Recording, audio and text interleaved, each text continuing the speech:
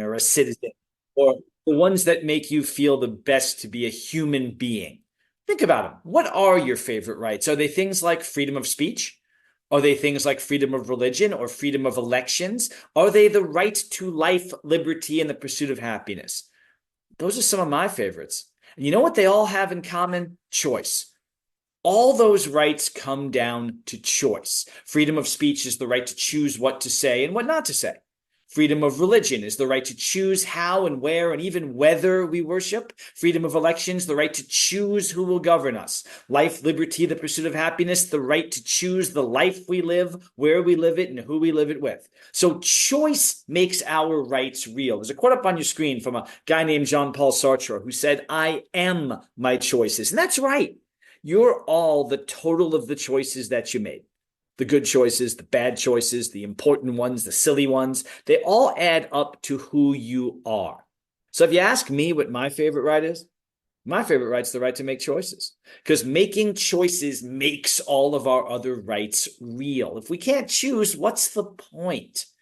Well, there's a phrase for that. I'm not a big buzzword guy, but I'm going to throw one at you. It's called self-determination. When you hear me say self-determination or you are being self-determined, what I mean is this: you make choices. People who make choices for themselves, who make things happen, who are the causal agent, to use one phrase, who are the people, the mover, the shaker, the shot caller, people like that are self-determined because they're in charge of their life and they're making choices. So you're going to hear me say the word self-determination a lot. When you hear me say it, just think this: people making choices. People who make choices have self-determination. And that's important because here's something we know. From pushing 30 years of science, we know that older adults and people with disabilities who are more self-determined, those who make more choices, have better lives. That is something that's been proven time and time and time again in study after study after study. People who make more choices have better lives. They feel better. They act better. They're more independent. They're more likely to be employed. They're more likely to earn more money, and they're more likely to be healthier and safer.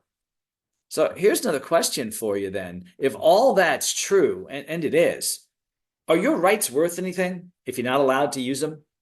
If I say to you, sure, Patty, you've got freedom of speech, but you're only going to talk when I let you talk, and you're only going to say what I tell you to say.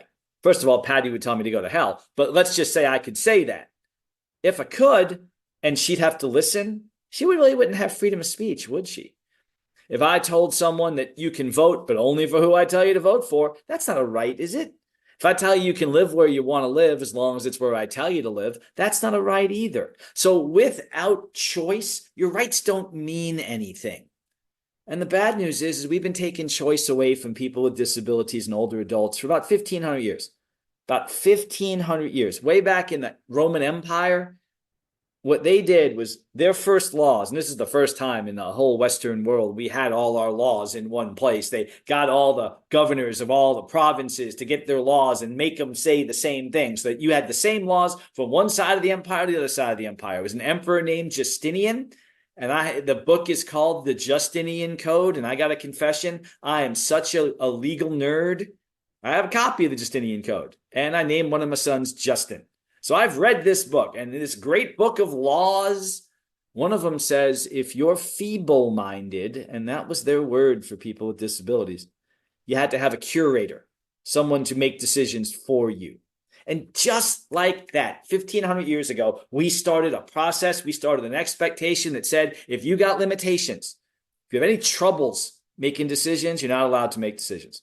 And that has followed us for 1,500 years. In Great Britain, where we got most of our laws, they changed Justinian about, a bunch of years after that. And they said, if you're an idiot or you're a lunatic, and those were their words for people with disabilities, you're an idiot or a lunatic, you had to have someone over you to make decisions, committees to make decisions for you. You weren't allowed to make decisions. We have followed that pattern in America and in Missouri, and we call it guardianship.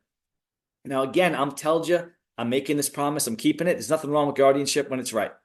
My godson is under guardianship. My sister is a great guardian, and thank God for it. So there's nothing wrong with guardianship. But here's the thing. The way guardianship's supposed to work in Missouri and all across the country is if a judge thinks that I can't make some decisions or I can't exercise some rights. What that judge is supposed to do is take away only those rights that I truly can't exercise, only those, and give them to someone else. Give them to someone else to say, you, Patty, you get the right to make decisions for Jonathan, just those ones Jonathan can't make. And if that was the way it worked, you'd have no bigger fan because some people just need it. Problem is this. What we know from studies across the country is that the vast majority, over 90% of guardianships, take away all rights, whether or not a person needs it, whether or not that's going to help the person. Imagine being able, knowing you're able to do things in your life and not being allowed to. Well, that's what happens time and again. And I've had judges tell me this in Missouri and other states. It's just easier. It's just easier to check off all those boxes than figure out which ones to check. So there's nothing wrong with guardianship when it's right, but when it's not the right thing, bad things can happen. Because imagine having a stranger with total control over your life. Imagine having somebody you never met, or even a family member, even someone you know, being able legally to tell you what to do and you have to do it.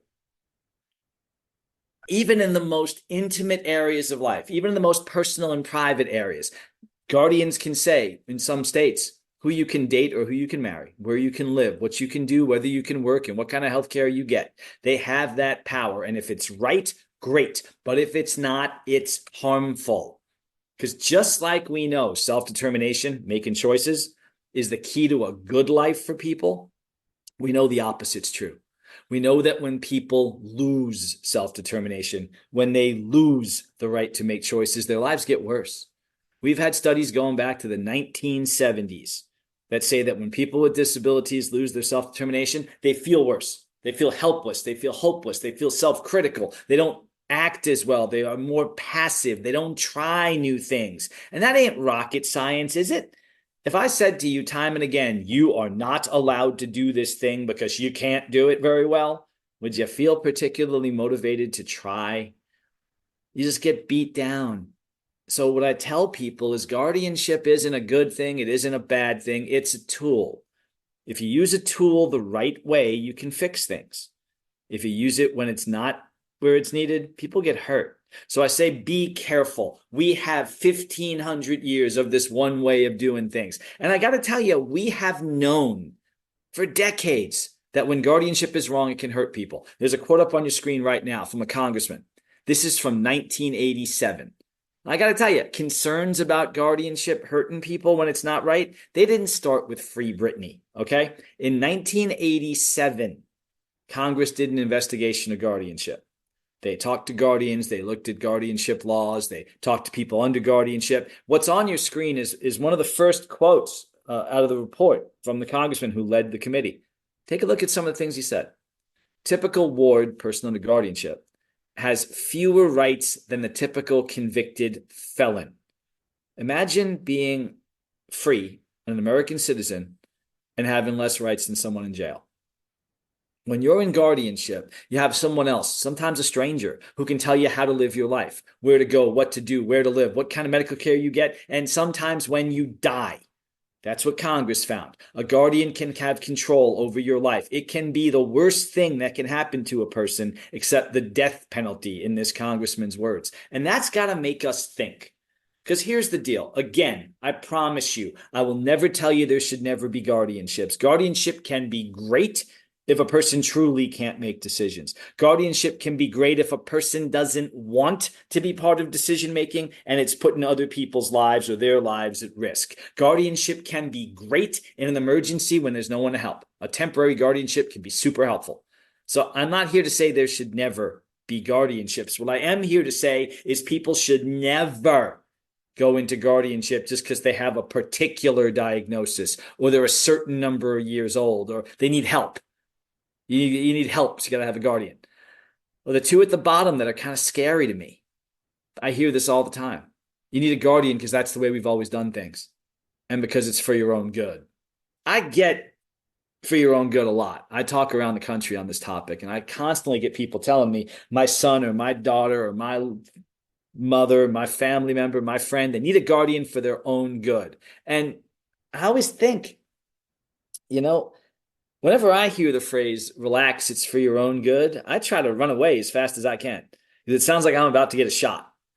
All right. So, but people don't think this is what they've been brought up with. We have known for 1500 years, known in quotes, told in quotes, that this is the only option. So what I know is that most people who are seeking guardianship mean well. I know that there's some really nasty cases of guardianship abuse out there. They're way in the minority. Most people seeking guardianship are a mom or a dad who just want to help. They mean well. But here's the thing, and there's a quote up on your screen that says this, and we have known this. It's almost 100 years old, this quote, that when we mean the most well, we've got to be the most careful. Because when we mean well and we act, but we don't think, we know the answer, we haven't looked into it, bad things happen. If you think your only option is guardianship and you don't know that when you take away people's rights, their lives get worse, people's lives will get worse. I hear it all the time. It's for their own good. They might do something they shouldn't do, or sign something they shouldn't sign, or meet someone they shouldn't meet. Whenever I hear that, I say this, do you ever get surgery? Everyone goes, oh yeah. Do you ever have to sign this paperwork before you go into surgery? Oh yeah. And I go, did you read it first? He goes, oh no, I just signed what the doctor gave me. I said, then you must need a guardian, because that's a terrible decision. That's a terrible decision. You just put your life in the hands of strangers and you didn't read the paperwork? Or I tell them, do you ever sign a lease or close on a mortgage? Oh, yeah. And there's all those papers. Yeah. Did you read them before you signed them? And I said, that's a terrible decision. You must need a guardian. You put hundreds of thousands of dollars of your money and years of your life in the hands of a bank and you didn't read the fine print. Terrible decision. Then I say other things like this. Do you ever have a bad boyfriend or a bad girlfriend or a bad relationship and it taught you what a good relationship is? Did you ever make a mistake and it made you a better person in the long run? Did you ever woke up and say something like I would say, like, wow, I'm never doing that again, but I'm kind of glad I did because now I got a story to tell. I mean, think of the phrases that we all use. That's a teachable moment. That's a life lesson. And here's the thing, that's what we've got to learn, that mistakes make us. Mistakes are part of life. Mistakes teach us. And here's the thing, here's the scary thing. Even though, and I dare you to disagree with me, we have more ways to make more people more independent than ever. We have more programs, more technology, more opportunities, more rights. Just in 1995, people with disabilities didn't have the right to live in the community. They could be locked up in an institution just because someone said so. They had no right to say, I want to live in the community. In 1995, just for example, there wasn't Medicaid waivers today. There wasn't like technology we have today. We didn't have screen readers. We didn't have voice to text methods. We didn't have telemedicine. We didn't have opportunities to work like we have now. But here's the scary thing. Since 1995, the number of people in guardianships tripled. Tripled. And the statistics say this, statistically speaking, they've all lost all their rights for the rest of their lives. And, if you're thinking, of course, more people in guardianship, we're all getting older. I mean, I know I'm getting older every time I get out of bed. But here's what the statistics show. The vast majority, the fastest number of people going in guardianship, 18 to 24-year-olds with disabilities. Young adults who have the best chance to learn to be independent just lose their rights like that. There's got to be a better way. We have to, because the science is scary. We know that people who are under guardianships they don't need. I use the phrase overbroad and undue guardianship. Remember, nothing wrong with guardianship when it's right. But if guardianship's wrong, if it takes away rights you don't need to lose, if it takes away more rights than need be, very bad things can happen. We know that people in overbroad and undue guardianship, it can have a negative impact on their lives. They can feel less well, do less well, live less long, function less well, feel less well. The other side of that equation is people with disabilities who have more self-determination, who make more choices, have better lives. They're more likely to live independently. They're more likely to work. They're more likely to be parts of their community. And the number one reason I always hear for guardianship is safety. Some parent saying, if I don't get a guardian over my child, something bad could happen. They might be unsafe. They might meet the wrong person. And you know what? I have 2 kids. I know that motivation. I have no problem with a parent wanting to protect their child. But I do talk to them about science. Here's the thing. I talked to them about this study that's on your screen right now. from a professor named Dr. Kempka out of New York. And Dr. Kempka did a bunch of studies looking at self-determination and safety. She worked with women with intellectual disabilities. If you don't know this, you should. Women with intellectual disabilities are at the most danger. They are more likely to be abused and neglected, sexually, emotionally, physically. It's terrible. So Dr. Kempka worked with a bunch of women with intellectual and developmental disabilities, and she made sure that they had similar abilities and limitations. I'm not a scientist, so I use the phrase apples to apples. It was an apples to apples study. Everyone in the study had similar abilities and limitations. Then she divided them up. To half of them, she said, go live your lives. To the other half, she gave them access to a curriculum, lessons designed to help increase their self-determination, talk to them about choices, talk to them about their lives, teach them new strategies. When they were done, she brought them back together and she gave them a test, a recognized test designed to see how well people can recognize potential abuse and avoid it. You know what she found? The ones with more self-determination, the ones who went through that course, they were better able to recognize abuse, better able to avoid abuse. They were safer, and that is not rocket science. If you know something is yours, aren't you going to fight like hell if someone tries to take it away? If you know it's your body, your life, your stuff, and someone tries to take it from you, aren't you going to fight? So I tell people across the country, if you want to keep your loved ones safe, don't take away things from them. Build things with them. Build their self-determination. Teach them how to be safe. Don't think that you're just going to make people safe by taking their rights away. Here's what I call cherry on top of the sundae. There's a study across the country called the National Core Indicators. National Core Indicators looks at quality of life of people with disabilities, specifically people with intellectual developmental disabilities. The whole idea of the National Core Indicators is to see what people's lives are like. So they do a whole bunch of variables and they do a survey all across the country. It was done in Missouri.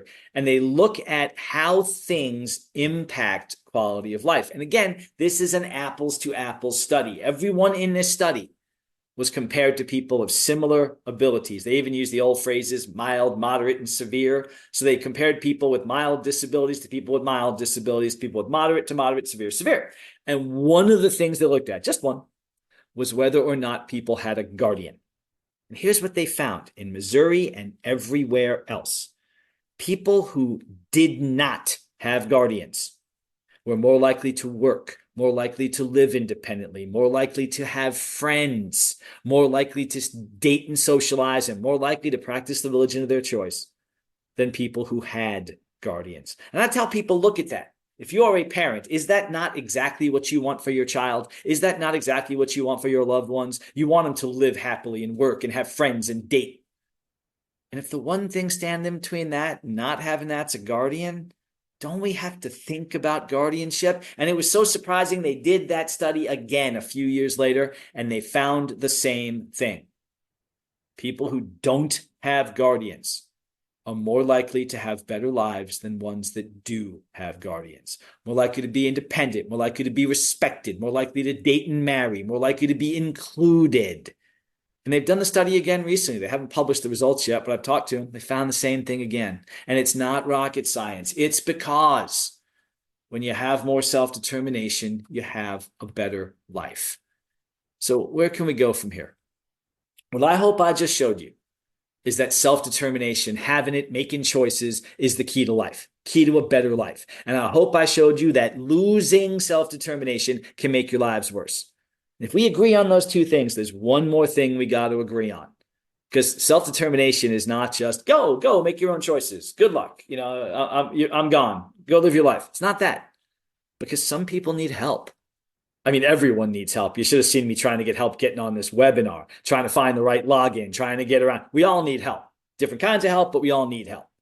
So here's what I'm saying we need to agree on. I think we can. We can agree that number one, having self-determination is the key to a good quality life. That's 40 years of science. We can agree that losing self-determination makes life worse. And again, that's 40 years of science. And we can agree that people need help. All across the country, people need help. Then here's what I'm saying we need to agree on. We need to find ways to help people be as self-determined as they can, to give people the best chance to have the best life. And we got to make sure they have access to the help they need to do it. so that people aren't left alone, so they can get what they need and do what they need to do. Sound good? So if it sounds good, I got a story for you. This story is about a young woman named Jenny, a woman I know very well named Jenny Hatch. That's her on your screen right now. I met Jenny 10 years ago, possibly 11. I think it was 11 years ago. Jenny was a high school graduate, 29 years old when I met her. Lived in her own apartment. She had lived in her own apartment. I'm sorry. She lived in her own apartment for years.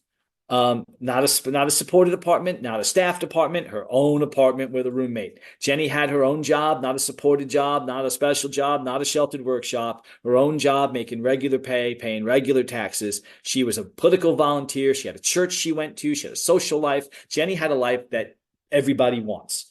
She worked, she came home, she saw her friends, she went to church on Sunday, she had a life just like everyone else, and that's all Jenny ever wanted. The fact that Jenny had Down syndrome did not impact her life or having a life. She had a good life. And then one day she was riding her bicycle and got hit by a car. And that accident hurt Jenny's back. It's an important comment. Hurt her back. It did not impact her cognitively. It did not make her any more intellectually disabled. It did not impact her thinking. She hurt her back. She had to have surgery. And when she came out of the hospital, she was on the receiving end of a petition for guardianship filed by her mother and her stepfather. They wanted to become her guardians shortly after she got out of the hospital and make all the decisions for her. So I met Jenny a few months later, February of 2013. So almost 11 years ago. And when I met Jenny, this is her situation. Jenny wasn't living in her own apartment anymore, even though she wanted to go back to it. She wasn't living with her friends anymore, and her friends said she could live with them. She was living in a group home. She didn't want to live in a group home. It's a perfectly nice house, but it was segregated behind barbed wire. She wasn't allowed to come and go as she pleased because she wanted when she wanted to. Jenny was not allowed to go back to her job. Her bosses said she could come back to her job anytime, and the people in the group home, her guardians, said she wasn't allowed to. Instead, she was working in the sheltered workshop that was connected to the group home, where she made less than minimum wage. And in fact, I saw her pay slips, and for about a year, she made less than $1,000. They took away her laptop. They changed her Facebook password. The guardians controlled all access to her. By that, I meant if you wanted to see Jenny, if you wanted to speak with Jenny, you had to fill out a permission slip. Hand to God, you had to fill out a permission slip. You had to say, ask the guardians when you could see her, what you were going to do, and what you were going to talk about. And by the way, that permission slip also had the rules of visitation on. You had to agree to follow these rules if you wanted to talk to Jenny. Rule number 1, you were not allowed to talk to her about her guardianship, because they said it upset her. It did upset her. Do you know why talking about her guardianship upset Jenny? Because she didn't want to be in guardianship. Jenny wanted to go live with her friends where she was welcome to live, and she was told, get used to your new life, you live here. Jenny wanted to go back to work where she was welcome to return, and she was told, get used to your new life, you work here. Jenny wanted to see her friends. She was told, get used to your new life, make new friends. She wanted to go to her church and was told, get used to your new life, we go to this church. So Jenny was upset. So one day, I learned about Jenny. Someone called and told me about Jenny, and I decided I wanted to go see Jenny. And I don't really do permission slips. I just kind of barged in. Here's a good tip. You carry a briefcase, you talk loud, you have a New York accent, you can get in anywhere, which is what I did. I went and I saw Jenny, and I said, Jenny, I've heard about you. Her lawyer was with me. I said, I'd like to help.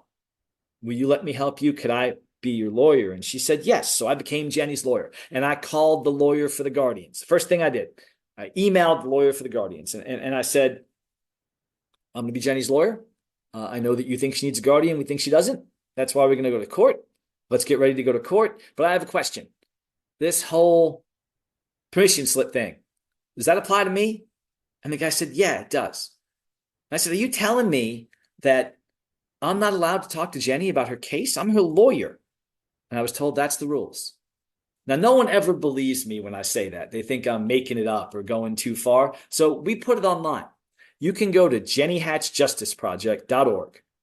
You can go there and you can see material from her trial. You can see the motion I had to file. I had to ask the court for permission to talk to Jenny about her own case. I mean, think about how messed up this is. If Jenny was a murderer, if Jenny had killed people with an axe and was caught with the axe and saying she did it, she'd have the right to talk to a lawyer. But because Jenny was in guardianship, they were saying she didn't have the right to talk to a lawyer. How messed up is that? So you will see, if you go to Jenny Hatch Justice Project, there's a whole section on Jenny's trial. You can see the motion I had to file. You can see the permission slip. You can see the emails between me and the attorney where he said I wasn't allowed to talk to her. So we actually had to go to court to ask the judge to give Jenny the same rights as a murderer.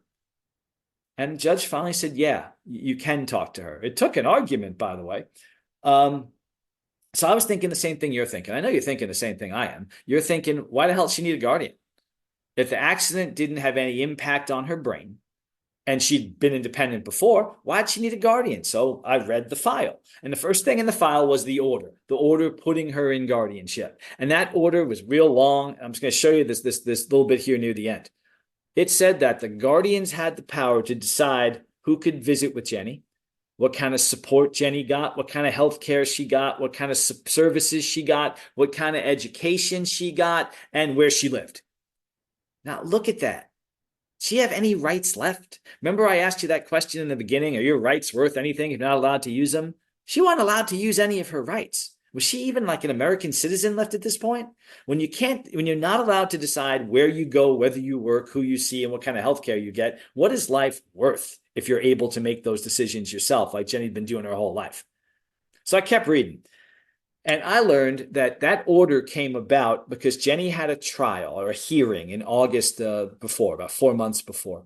So that day, Jenny had all her rights. She walked into this tiny courtroom in this tiny town in Virginia called Newport News, and she walked in with all her rights.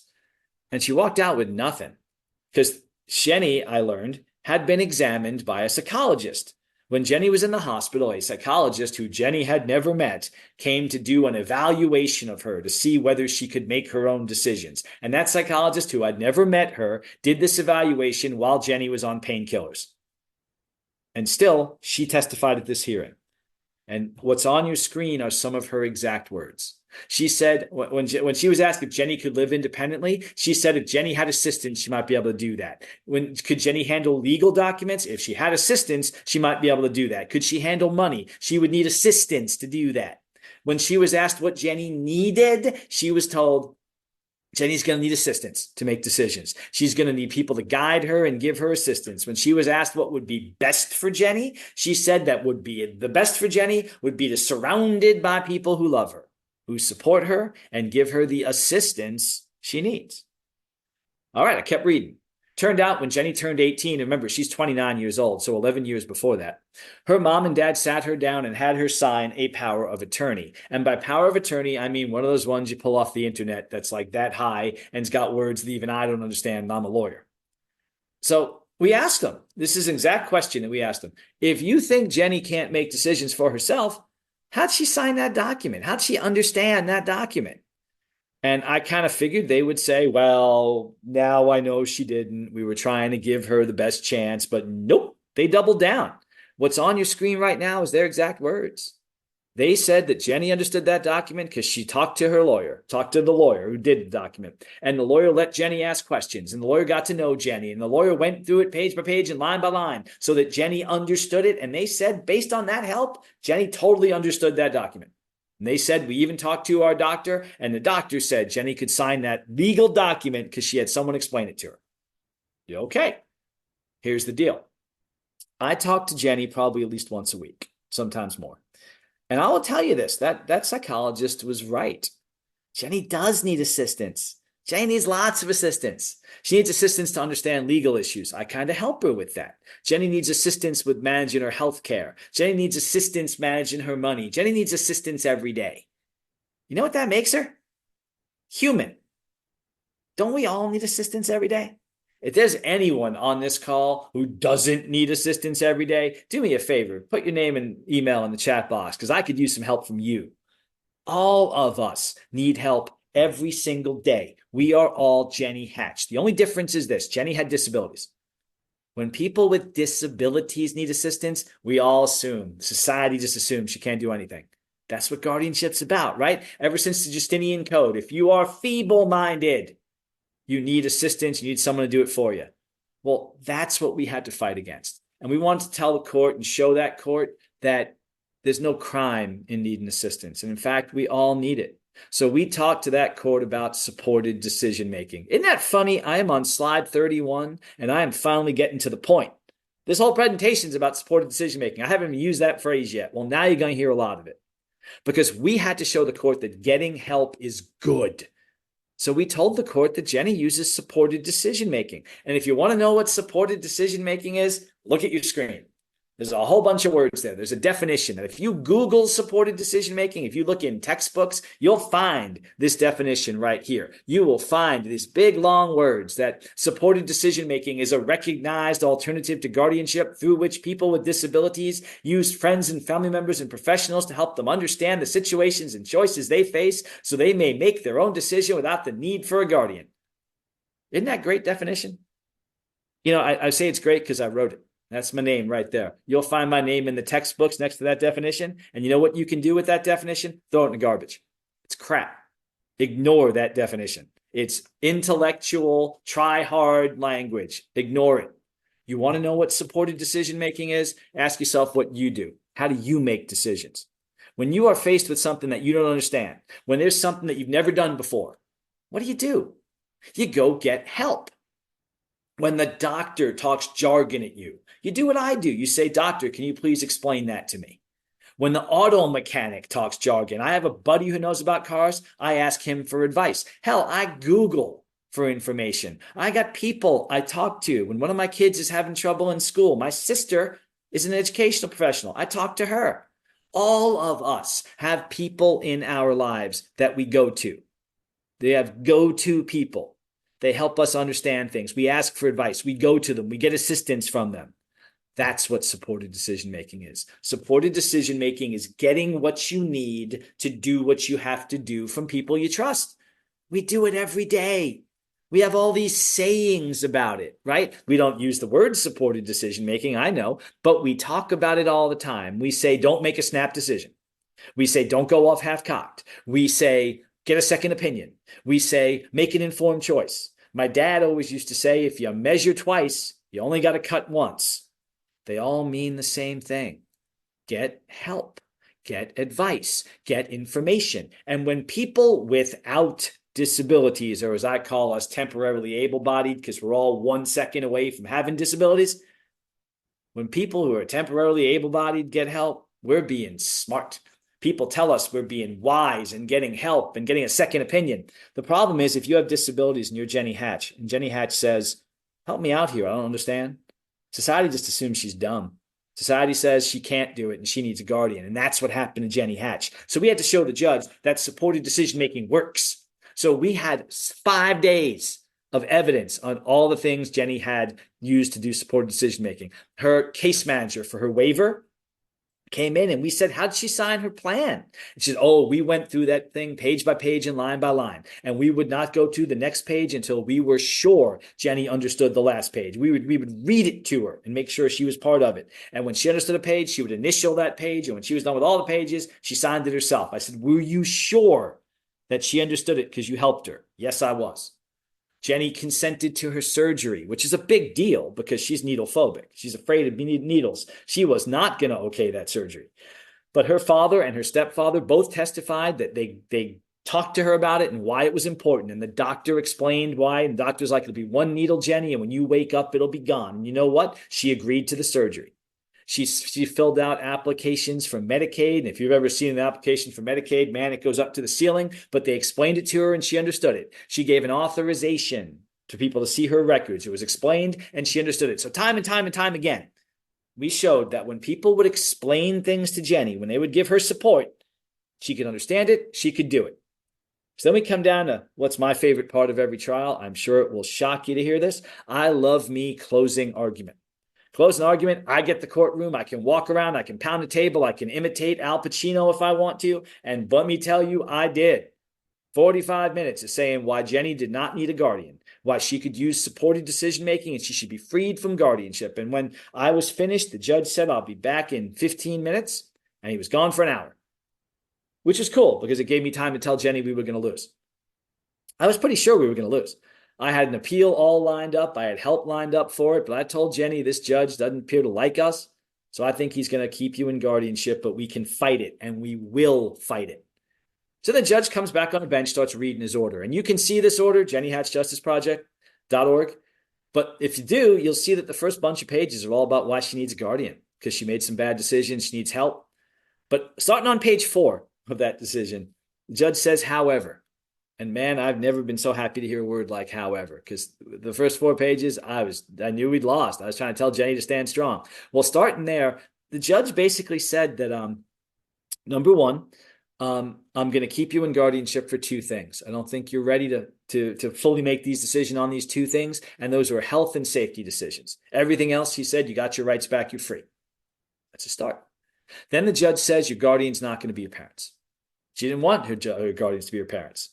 What she wanted to have her friends help her. And her friends' names were Jim Talbert and Kelly Morris. Jim and Kelly. I didn't tell you about Jim and Kelly, but Jim and Kelly were the people Jenny worked for. Jenny worked for him for 5 years. Still is working for him, by the way. And when Jenny came out of the hospital after that surgery, she couldn't go back to her apartment. She needed some rehabilitation care. She needed a specialized bed. And you know what? Her parents wouldn't take her in. I got no problem saying it. It's in the court record. Her parents would not take her in. You know who took her in? Her bosses, Jim and Kelly. They said, come live with us. And Jenny did. And she wanted to live there. And all through the case, Jenny would say, I want to live with Jim and Kelly. And Jim and Kelly hired their own lawyer. I think they dropped something like 50 grand on their own lawyer to fight for Jenny, to say she doesn't need a guardian, but if she does, let it be us, because we'll support her. And that judge said, your guardian will be Jim and Kelly. And then the judge says that guardianship ends in 1 year. And it did. Jenny's guardianship has been over since August of 2014. She is coming up on 10 years guardianship free, and she is living her life just fine. She has written articles. She has spoken at conferences. She wrote the foreword to my book about her. Jenny's living a good life without a guardian. And here's the deal. During that trial, she showed she could do it. And now she's proven that she is doing it. So 2 more things that judge did say. Judge said the most important thing I think in that order is this, is that a guardian's job, and guardians have a job, is not to make decisions instead of the person, is not to take away the person's rights. The guardian's job is to empower that person, to help that person use supported decision-making. Because that judge said to Jim and Kelly, Jenny's going to have all of her rights in 1 year. Your job is to help her learn how best to make those decisions using supported decision-making. And that was the first time in a trial in America those words had ever been used. That judge who put her in guardianship also freed her. Then the judge said 2 more things that I have to admit that I didn't hear. I missed it.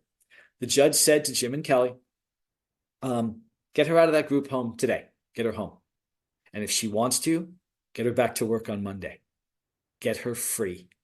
Now, I missed those things because I was busy crying into Jenny's shoulder, but I was assured she said them. So that day, that was almost 1 year to the day after Jenny lost her rights. Remember, she walked into that tiny courtroom and lost all her rights? Well, she walked out like this. That's Jenny walking out of that courtroom with her rights back, free to go home. That's the front page of the Washington Post. It's one of my favorite pictures in the world, because look at Jenny's face. She never gave up, and she won her rights back.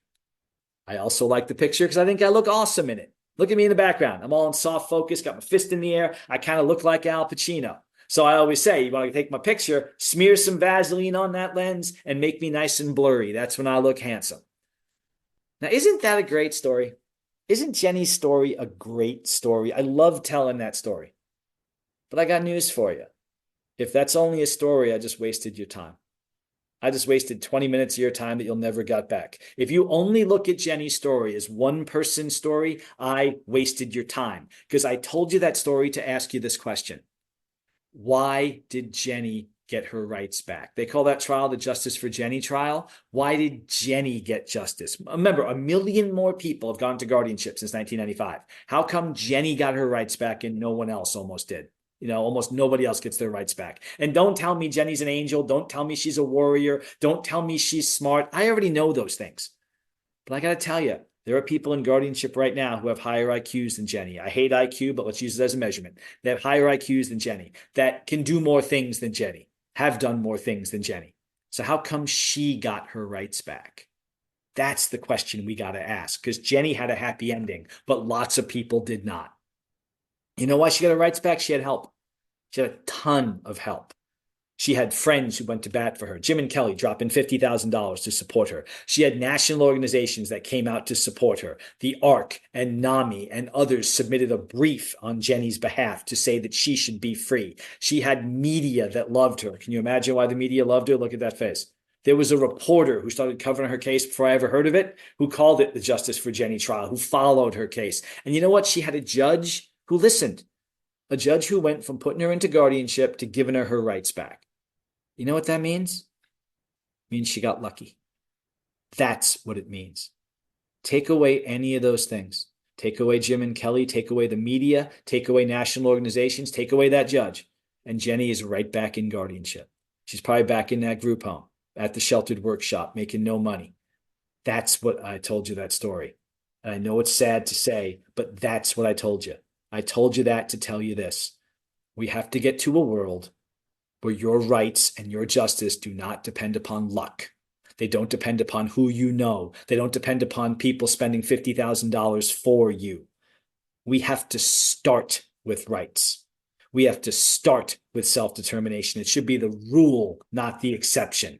So your law in Missouri actually says that. Missouri has one of my favorite guardianship laws, because what it says is this: you can't go into guardianship unless you are, and it's in bold, incapable of making decisions or unable to manage your life. Incapable and unable. That's the key. And even if you are incapable or unable, you still can't go into guardianship unless it's necessary, unless there's nothing else that can be done to help you. So we don't start with guardianship. Guardianship is only the last resort. And what does it mean to be capable? Think about what it means to be capable. No one is capable all the time. No one. You ever wake up and say, I don't feel well today, I better not make decisions? That day you were incapable. Do you ever have something you'd never heard of before? So you go to the doctor and the doctor helps you? I mean, none of us are capable of managing our health care. That's why we have doctors. I can't prescribe medicine for myself. That's why I go to the doctor. I get help from the doctor to manage my health care. I get help from the mechanic to manage my car. I get help from my sister to help my kids' education. I get help from my buddy to help manage my finances. We all get help. Does that mean I'm incapable? No, of course not. It means I'm getting what I need to be capable, that people I trust help me be capable. And that's a question you got to ask. If you've got people who help you be capable, if there's people who help you, if there's things that help you and you're able to do it, does that mean you're incapable just because you need help? Man, if you're incapable just because you need help, we all need guardians, because we all need help every single day. So the most important question we can ask is this: before going into guardianship, before you recommend guardianship, before you seek a guardianship, if you're fighting against a guardianship, ask this question: what else have you tried? You can't know if a person's incapable. You can't know if a guardian is necessary unless you know what else has been tried. How can you know? I mean, yeah, you can know if a person's in a coma. A person in a coma needs a guardian. They can't say their own decisions. But otherwise, how do you know? Unless you've tried something else, unless you've tried supported decision making, unless you've tried to help people make their own decisions. And that's not just me talking. That's the National Guardianship Association. The National Guardianship Association is made up of guardians. It's made up by guardians. It's made up for guardians. There is no one in the world more invested in guardianship than the National Guardianship Association. Hell, their website is guardianship.org. Here's what they say: before seeking guardianship, try something else. Try supported decision making. Supported decision making might work. It might not. If it doesn't work, guardianship might be appropriate, but what's the rush? Supported decision making can help people with disabilities the same way it helps people without disabilities, the same way it helps you. I know you don't call it supported decision making, neither do I. I just call it life. I get help from my friends, and my friends help me figure out my issues. They help me see the forest for the trees. They help me concentrate. They help me figure out what my options are. They help me decide what the good options are, what the bad options are. I talk it out with my friends, and they help me understand what I'm dealing with so I can make the best choice. That's what supported decision making is. It's what you do when you need help. It's what you do when you talk to people. And the best part is there's no one way to do it. So if you're thinking to yourself, get to the point, Martinus, how do I do it? What's step one? What's step two? There aren't any because everyone does it differently. I'm going to show you some guidelines you can follow to help you, but there's no one way to do it. Some people just need someone to talk to. Some people like having a group of people with people doing specific things. Some people like having a board, like a micro board, a bunch of people to talk to every now and then. All of that is supported decision making. Because if I'm asking you for help, I'm asking you for advice. That's supported decision making, however you call it. And the good news is that it helps. We know it helps. So when you're thinking about supported decision making, you just need to do three things. You need to, one, understand that everyone has the right to make decisions. That's just the Declaration of Independence, right? We all have the right to life, liberty, and the pursuit of happiness. Two, we need to realize everybody gets help. So if I need help, you're not supposed to then say, well, if you need help, you can't do it. No, if I say I need some help, maybe consider giving that help. And three, we all agree that there's as many ways to give help as there are people. You ever go to plan B? I go to plan D, E, F, and G all the time. The first thing you try might not work. Happens all the time. Don't give up. Just because a person can't get it with the first thing you try doesn't mean a person can't get it. Keep trying and good things can happen. And Missouri law, I told you, one of my favorites, recognizes that. Missouri law says you cannot go into guardianship if there's other ways to help. And they specifically say that the court, before putting you in a guardianship, has to consider whether you can use supported decision making or any other form of arrangement that can help you make decisions. That's the big question. What have you tried? Before we assume that people can't do things, we should assume that maybe they can if we try. So here's some ways we can think about doing it. Remember, there's no one way to do it, but this is what I recommend. First thing we got to do is figure out where people want help. Figure out where they want it. People know where they want help. And there's a great tool. It's from your state. It's called the Missouri Stoplight Tool. It was done by your Developmental Disabilities Council. The Stoplight Tool is a bunch of questions about real world situations. Do you need help doing things? Can you make choices about money? Can you need help with healthcare? And what it's got is three kind of choices. I either can do this on my own, a green light. I need some help, yellow light. I can't do it at all, red light. So we go through these questions and answers. Can I make decisions about taking my medication? Do I need help getting places? Can I use transportation? And we figure it out, red light, green light, yellow light. And that way we can narrow down the issues. Where those red lights and yellow lights are, those are chances to work on supported decision making. Where the green lights are, the person's good to go. And we can do that with the person and people who know the person. So we can get lots of input about where that person might want help, where that person might need help. That's step one. Where does the person want and need help? Step two, what kind of help do people need? I guarantee you everyone has used supported decision making before. And there is a way that people use it. Everybody uses it differently. Some people like seeing things in writing. Some people like being explained to them. Some people like to have time to think. Some people like to even draw charts. All of them can work, but we got to figure out what the person wants to do. So there's a great guide called the Brainstorming Guide. It's just a bunch of questions that try to figure out how you've used supported decision-making before, even if you don't call it that. What methods have you used? Because if something worked before, or you wish you had some other method, you might as well try it now because it can help you now. If it worked before, there's no reason why it can't work again. So figure out what your decision-making method is. And once you know where you want help and what kind of help you need, ask yourself, who can help? Who's in my life now? What organizations do I use? Do I have a Medicaid waiver? Am I doing vocational rehabilitation? Who are my friends? Who from my family can help? And once you figure out what kind of help, where you want help, what kind of help you want, and who can help. Make a plan. One of my favorite guides is called Setting the Wheels in Motion. It's all about making a plan. It helps you gather all the information and put it in some kind of organization. It was written by a friend of mine. The whole idea is to get down in one place where I need help, who I want help from, and how they can help me so we can make that plan. And I always recommend putting the plan in writing. You don't have to. You can. I don't have a plan in writing. Missouri law does not require that your supported decision-making plan be in writing. Some other states do. Missouri does not. But if you want to put it in writing, it's good to have stuff. It's good to show a doctor, I've got this system set up. It's good to show people. So I always recommend putting it in writing. There are some great forms available at supporteddecisionmaking.org. So you have options. We can put things together that we can do to help people to make supported decision-making real.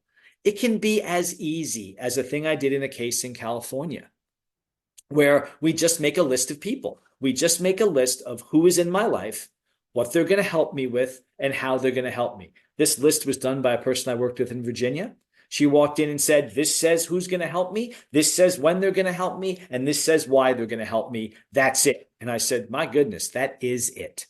That's all supported decision-making is. In California, we made a roster for Marie. We said, Jonathan does this, Suzanne does that. And we made a whole list of how this person gets helped. And that's what supported decision-making is.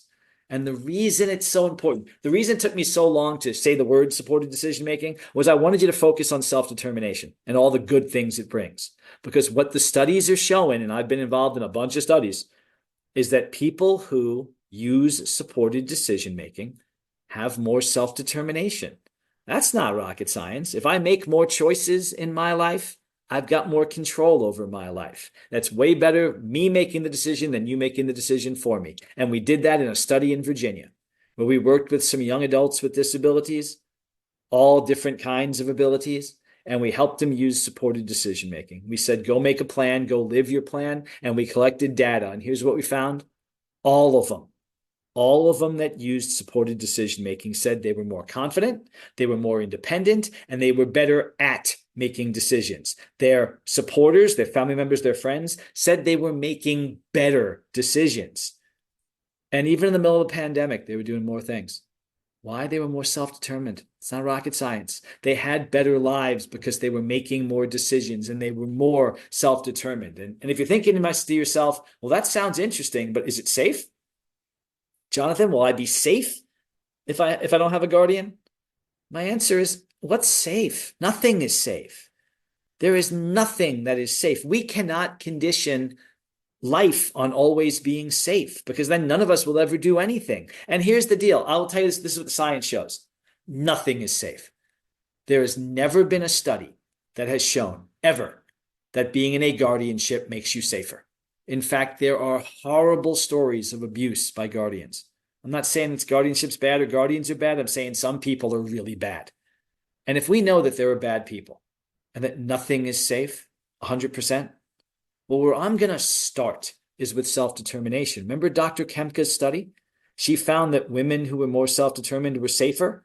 That's where I'm going to start. I'm going to try to empower people to be more self-determined because that, studies have shown, helps you be safer. Let's start there. Maybe a person can't do it, and that's fine. But let's at least try, like the National Guardianship Association said. Because if you try, great things can happen. These are all people who were in guardianships across the country, and they're out now. This is Ryan from D.C. Ryan was the first person in Washington, D.C. to go to court and get his rights back because he uses supported decision-making. That's him with his mom signing the first power of attorney, protecting his rights to use supported decision-making. That is Tanya, who had had a brain injury because she had a fall, and her mom became her guardian, and I worked with them, and together they made a supported decision-making plan that got her out of guardianship. That is Takora, whose guardian was out of state and lost touch with her, and Takora was living in a car because she had no right to sign a lease and her guardian was gone. That's her lawyer, who then became her supporter next to her. And together, they are now a supported decision-making team, and Takora's living and working independently. That is Marie in California. That's her getting out of guardianship at her trial with her supporter, her aunt, who helped her get out of guardianship. And now she lives where she wants and does what she wants. And that's Scott in Wyoming, whose mom heard me speak and said, I'm Scott's guardian. I want his next birthday present to be his rights back. So I worked with a lawyer, and Scott became the first person in Wyoming to get his rights back. Amazing things happen. As we sit here, Missouri is one of 26 states and the District of Columbia that has supported decision-making laws. It's only been 10 years since Jenny. How amazing. Jenny was 10 years ago. And in 10 years, the majority of states have changed their laws so that we now have the majority of states that have supported decision-making. And as I've told other ones, even if it doesn't say supported decision-making in your law, we can argue for it. I have won cases in Michigan that does not have a supported decision-making law, saying that it's just the right thing to do and it fits in your law. There is the National Resource Center for Supported Decision-Making, supporteddecisionmaking.org, where you can find tools and information about supported decision-making. So we can do great things if we remember that everyone has the right to make choices. If we remember that making choices is the key to the best life. If we fall back on the way things have always been, 1,500 years of Justinian saying if you need help doing something, it means you can't do anything, then we're never going to get anywhere. Because everything we've ever done well and great and made changes changed the way things have always been.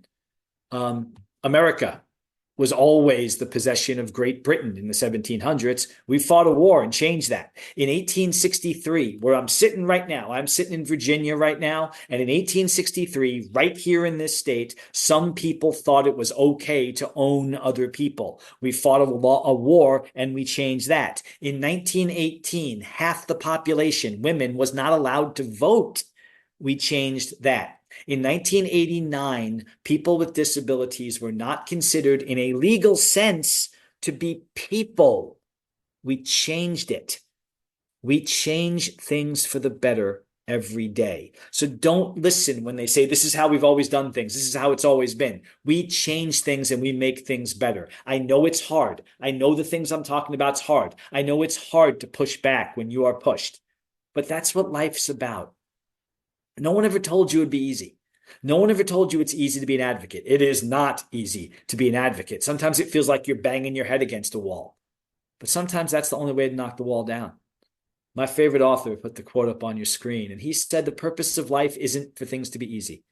It's to make choices. The purpose of life is to choose and act upon our choices. If we respect choice, if we protect choice, if we empower choice, we can make a real difference in people's lives. We can change the world. We can change the world one person making one decision at a time. I'll tell you why you're changing the world. Because the first time you do it might be hard. But every time you do it after that, it'll be easier. Jenny Hatch took a year of litigation, 6 days of trial. Ryan King took 1 day. Most people now don't even go to court because people know that supported decision-making can work. So we change the world by empowering one person, empowering yourself, empowering a loved one, empowering a family member to do something that is different from the way it's always been, to do something that's better than the way it's always been. That's how the world changes, and that's how we can change the world together. It's absolutely been my honor to talk to you. I'm going to hand this off. I'm going to stop sharing my screen, and I'm going to hand it off to Mr. Enfield to tell you about his personal experiences in supported decision-making. Richard?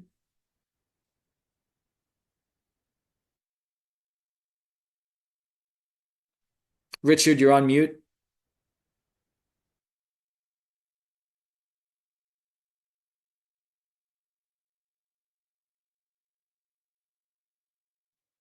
That better? All right, good deal. As I was saying, Jonathan, I appreciate what you've shared with us. I appreciate knowing you and your knowledge over the years, and you've been the world to us, I know, and I just thank you for being here today and helping us out. Uh, Kathy is my daughter, and I think she's on here someplace. You out there, Kathy? All right. So she'll probably pipe in here and help me a little bit here. I hope so. But speaking of supported decision making, we have kind of a long and convoluted story on this that wasn't supported decision making so much at the time. But when Kathy was very little, she was determined to be just absolutely would never do anything, never be able to do anything, uh, no capacities of any kind. So her mom and I didn't believe that very much, but the choice in Missouri at that time was to either put her in an institution or a home, or else keep her in our home and with no supports. So we weren't about to let her go. So we scuffled and scraped. And when she got to be 5, 6 years old, of course, she couldn't go to a public school. But we were fortunate at that time to be living in a kind of an affluent neighborhood, which we couldn't afford, but we were able to rent a house there and get by. And some of the people that we lived there with, one of them being the owner of a large paint company here in Kansas City, kind of agreed with us. So we got a bunch of folks together, a bunch of parents together, and said, well, to hell with them. We're just going to have our own school. So we did. We wormed our way into a church, got the use of their basement, and collected the money we could from the people that were there, hired some teachers, hired a principal, and we started a school, Joan Davis School for Special Education. And Kathy was in the first graduating class from that school.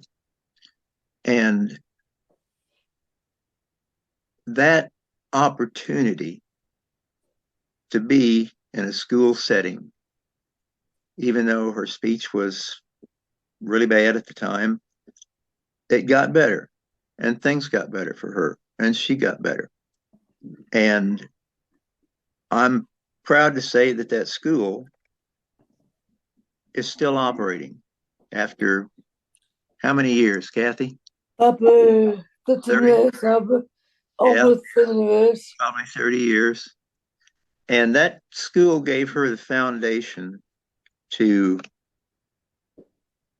later get involved with groups locally, but she also got involved with People First. And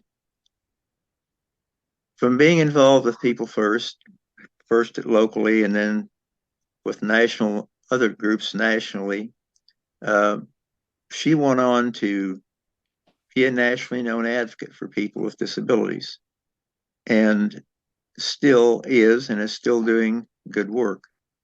And I think the point I'm trying to make with this is that one decision to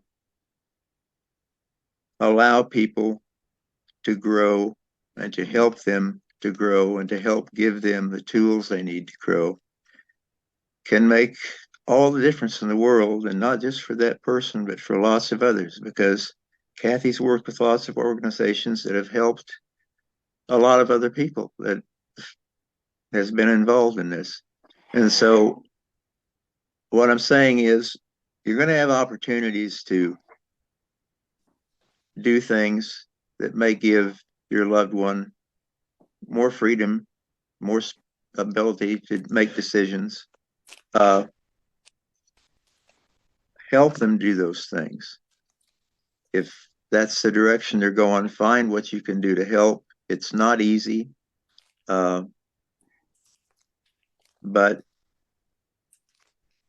you never know what the outcome will be. And even if it's just the fact that you have a person that's still living where they grew up and they're happy and they're making their own decisions and happy with the life that they have, it's a success. So I I just want to say that, supported decision making in any form that it takes can have huge payoffs for the people you love and for other people that you don't even know. So don't be afraid to reach out, to try things, to bump heads with the establishment. Uh, that's what your head's good for, is just banging it against the establishment until it gives up. So that's kind of our story. I'm proud to be your dad. Good.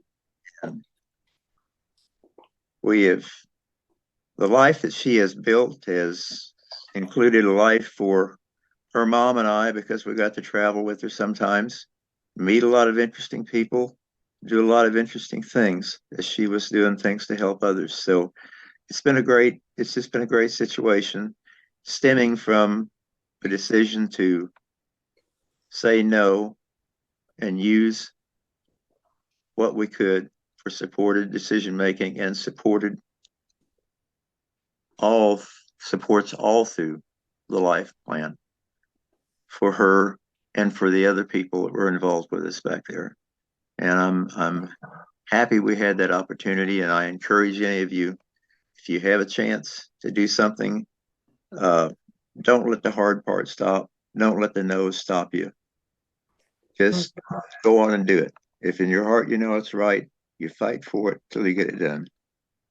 And my mom passed away, and but I fought for her because the hospital so my son took the knives out because them said them had to turn us our names to say my brother as nurse and him help us to the hospital, and it's so hard for the doctors to understand and the nurses understand if somebody have a disability, we need to talk to them before we talk to parents.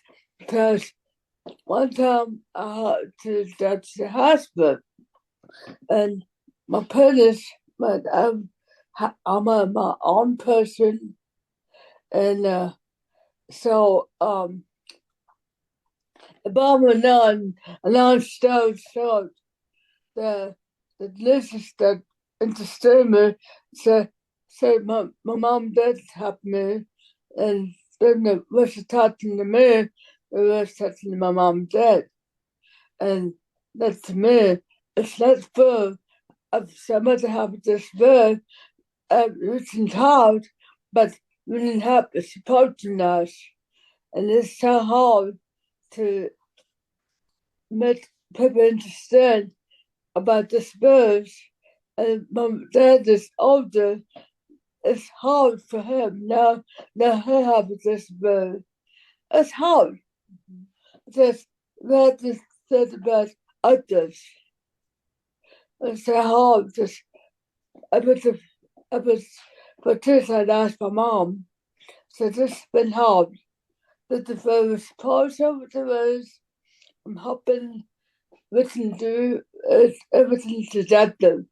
Because I have staff now, and they're listening about disabilities. I have a sister that's happening with happening to I was teaching her how the new stuff. This my sister and my brother did support her. They want me to be institutionals and now nursing homes. They help me. They have friends who I love over the years. That's interesting. But people have this rose, and one of them had a best friend of church and me, like sisters, but it's so I has a brother have a disability, so it's harder to understand how it's such a happen it's such a I've really better have persons first let me know because it's hard to explain to somebody who have a disability to somebody new. They do. And I'd add to that, Kathy, that one thing I think you've shown us the way on is that the more people you know and the more friends you have, the more help is available there for you. So don't hide yourself away. Get out, get involved as much as you can, meet as many people as you can, become a part of the community as much as you can, and sometimes that's not always easy. Sometimes people are fighting you on that. And I think that's where supported decision making comes in. The people you have that will support you, ask them to support you to do the things you want to do and to help you get involved in the community and to help you get more involved in anything that you want to get involved in. Because it's really important that you're out there, you're making yourself seen, you're making yourself heard. And that's, I think, one of the key things I would say for anybody is you have to get out there and you have to get involved and you have to fight and you have to make people know who you are. So that's why you're there. And I know that was in the church a long time. It's been happening too over the years. Yeah. 50,000. Yeah. And everybody else on the phone. And then, you know, it's the work that Kathy got involved in through starting out with People First. We were able to go to Washington and go to other places and meet people like Jonathan and really open more and more doors for us and open our minds more and more and help. So it's out there. Sometimes it's not easy to get, but it's worth the effort. So fight for your rights. Not like Travis said, fight for your right to party, but fight for your right to live. Fight for your right to live every day. Okay. And fight for your right to party too, if you want to. So, okay. All right. Thank you for having this presentation. We appreciate it so very much.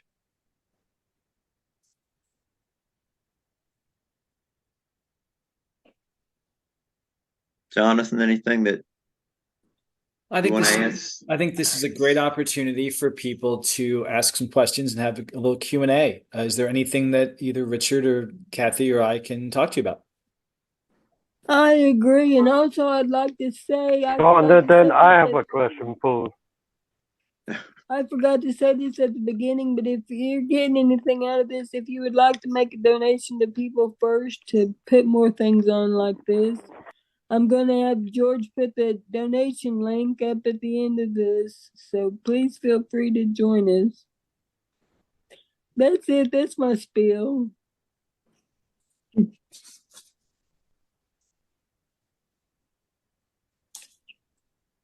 Zach, did you want to ask your question now? Yeah, hang on a second. Jonathan, how long have you been doing this for? I've been a lawyer for a very long time, but I learned about supported decision making at the same time Jenny did. So I am always embarrassed to say that I never really gave a lot of thought to guardianship. I've been a disability rights attorney my entire career. I've worked on things like accessibility cases and interpreters and community integration, but I never really gave much thought to guardianship until Jenny Hatch walked into my life and said, I'm in a guardianship, I don't want it. And I thought, and I said, oh my God, she lost all her rights. And that was a little more than 10 years ago.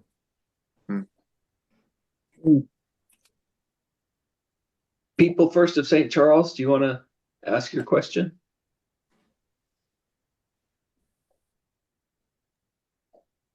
I'm coming, hold on.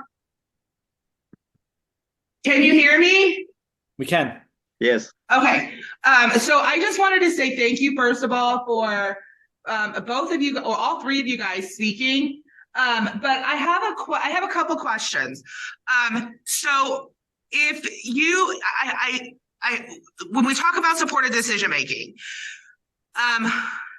one of the things that I know that people that I have come in contact with have struggled with is having the actual guardian believe that the individual is capable of making those like certain choices, right? So Missouri's in the top. I used to know the exact rank that we were, but I know we're in like the top 3. But let's just say top 5 for guardianships in state United States. So what is something that People First local chapters or state chapters could do to help explain to those parents that, like, hey, supported decision doesn't mean that you're giving up everything, doesn't mean you're not going to have a say over someone, but we have good guardians and we also have guardians that aren't great, right? And that's with every categories in life. So what kind of what do you suggest that we could offer as, like, I guess, an extra support, or what we could say when someone is struggling with getting their voice heard with their guardian? Because some people don't want to give up that control, and that's what it is. They use it as a control, and they don't use it for why they got it. Does that make sense? Of course it does. And I'll give you my answer. And there may be other people here who have had experiences like this. And I absolutely welcome anyone who's had this type of experience to speak up and tell us about it. But for what you can do, and that's educate, advocate. Sometimes people are very well-meaning, but this is all they've ever known. I always, whenever parents in particular talk to me about this, I always ask them what they want for their child. And every parent answers some variety of this. I want my child to be as happy as possible, to be as successful as possible, as independent as possible, and as safe as possible. And I can work with that because those are all the things that supported decision-making are directly related to. And with regard to control, there's a bunch of ways to talk about what control is. I think none of us is fully in control, and none of us are fully independent. I think everything is and has to be collaborative. And we can talk about not just supported decision-making, but things like powers of attorney. I just spoke with someone yesterday from Wyoming who said, I want my child to be independent, but I'm concerned that my child can't handle the really complex medical care, and my child always defers to me anyway. And I said, so why not consider a power of attorney where you can say, I want mom to make these decisions, but here's how I want it to go. Instead of just giving my rights away, I want us to work together collaboratively so I can make as many decisions as possible with mom there to help me. And just like that, it becomes a collaborative event. We have, instead of control, we have collaboration and a safety net if there is a power of attorney there. And powers of attorney are great places to include supported decision-making. Is it going to work with everyone? No, some people just want that control. But what I would do then is have myself a series of ambassadors, people who've done it, family members who are good guardians or good supporters, and people who have worked well with support, and say, you know what? I've got some people who can talk to you about this if you want. It's all about education and advocacy. At the end of the day, you can't force a parent or a guardian to do anything. But what you can do is hopefully win them over. What would you recommend if someone had, I really appreciate that, everything that you just said, but something else just popped into my brain as well. There's an individual that lives out by us. She doesn't live in my county, but she had asked for my support, and she has a state guardian. Yep. And one of the things that I feel like is not okay is she has an agency that is fully supportive of making her choices, of helping her, and she is thriving. Her paid state guardian, I guess, is that what it's called? I'm so sorry. My brain's a little frazzled right now. It's generally it's often called a public administrator or public guardian. So the young girl got pregnant, and just as a heads up, like, I got pregnant almost 17 years ago. My family was against it because they thought because I had a disability. With the help of Kathy Enfield, her dad, and others in the state of Missouri, we passed a law about being a parent with a disability. And so this young lady came to me with an agency that's supporting her, but the guardian, the agency is like, she's thriving. She lives with another, she lives in a host home type situation where she has supports there. They're helping her with her baby, and she's a fantastic mother, but the guardian is like, nope, that's mine. And she has people that are willing to say, hey, this is not okay.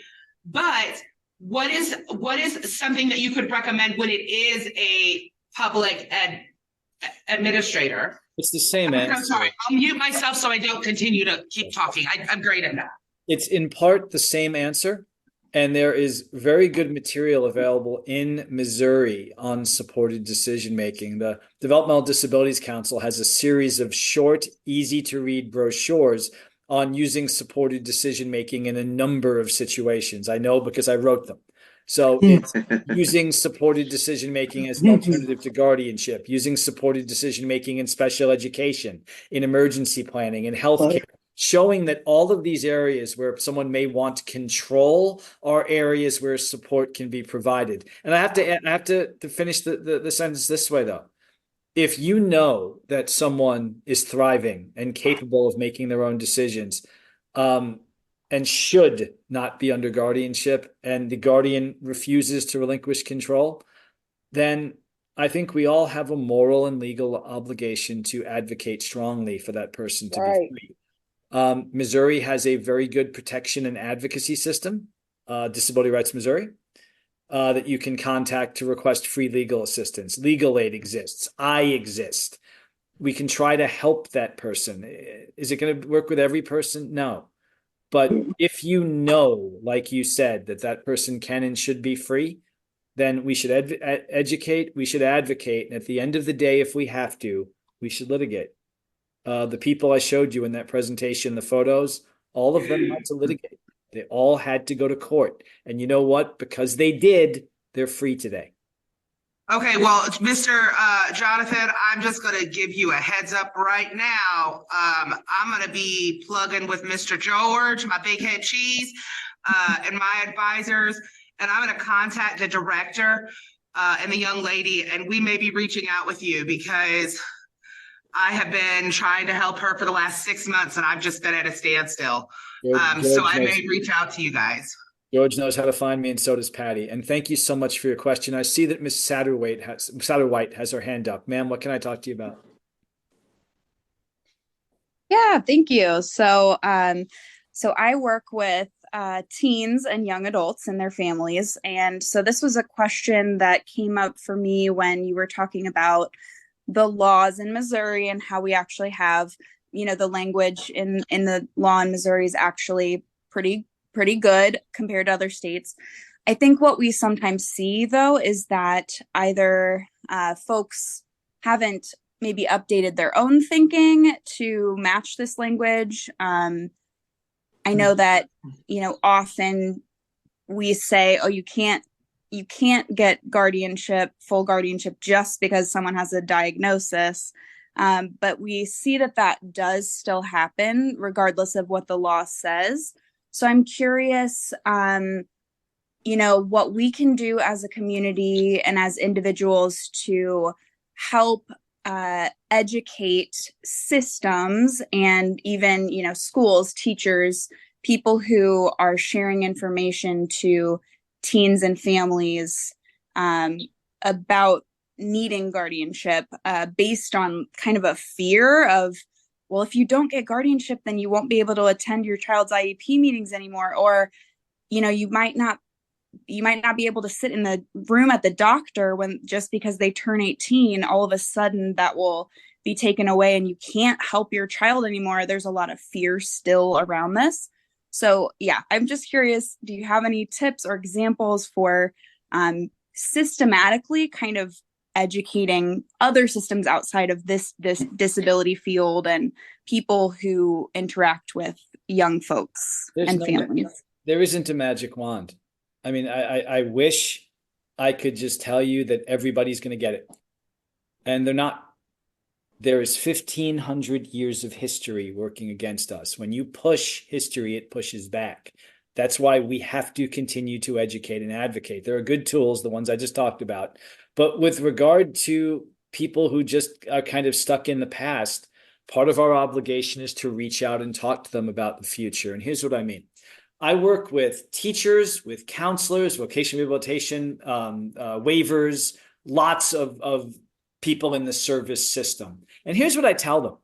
I ask them why they got into their jobs, why they started in this field. And they always say some version of, I want to help people. I want to give people their best lives. I want to empower people, right? You always hear that.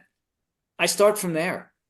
Because there's a reason a case manager got into this field. They got in because in their brain, they were going to help people. And I say to them, this is how you can help people.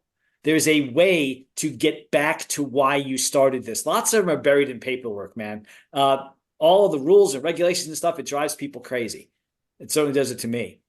When at the end of the day, what we want to do is empower people to live their best lives. And we say, that's why I focus on science so much in my presentation, ma'am. It's like, I'm not talking like aspirations. I'm not talking, let's all hold hands and sing Kumbaya. I'm saying we've got 40 years of studies saying this is the way to go. So that's why I start that way in my presentations. And that's where I think we start.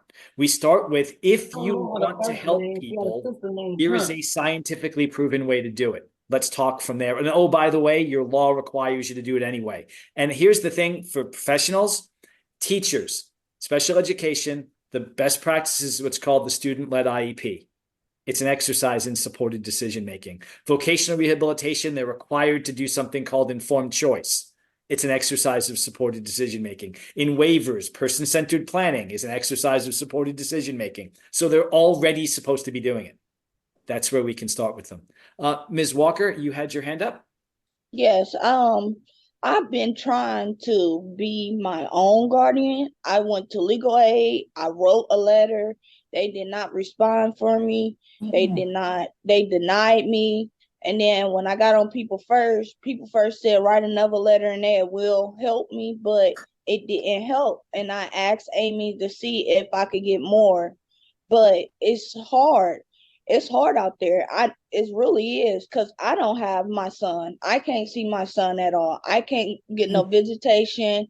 I can't do nothing. And then I had another question about seeing if, like if one of our staff could be one of our guardians. That's the question I wanted to know. Like, one of our staff could be our guardian in the company. Maybe you can ask a court for that. Ultimately, this is an issue of advocacy and an issue of not giving up. I know it's hard, ma'am. I do. There's no magic wands. If this was easy, we wouldn't have to have presentations like this.